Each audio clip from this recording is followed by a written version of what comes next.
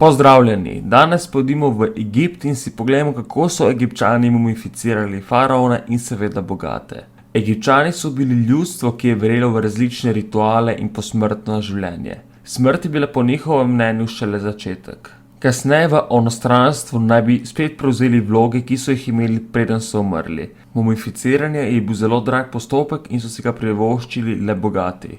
Postopek mumificiranja je bil zapleten in so se ga svečeniki dolgo časa učili. Na začetku so truplo umili s slano vodo in ga nadišavili, nato so vzeli tako posebno kljuko in jo porinili v nos in premešali in potegnili ven možgane, nato so z nožem razparali trup in ven potegnili vitalne organe, razen srca, saj naj bi ga potreboval v naslednjem življenju. Trup so nato napolnili s peskom, smolo ali z odpadnimi povoji. Pljuča, želodec, jetra in črevesje so dali v posode z egipčanskimi motivi. Za vsak organ je bila namenjena prav posebna posoda. Na njih je bil egipčanski zavetnik, ki je ščitil organ. Nato so truplo položili v kad z soljo, da je iz telesa izsušilo vodo. V kadi je truplo ostalo 70 dni. Po vsem tem času so truplo zopet nadišavili in na glavo dali lasuljo in masko, ki je izgledala kot obraz osebe pred smrtjo, da je mumija izgledala bolj živa.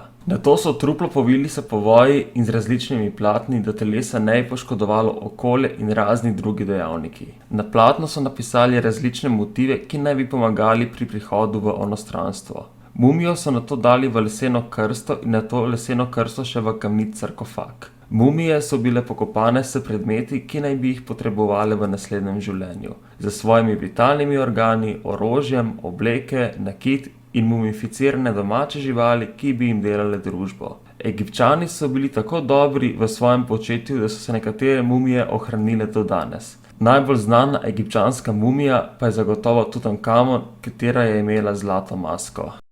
Upam, da vam je bil današnji komentarec všeč. Če vam je bil všeč, pritisnite like in se naročite. Hvala in lep dan.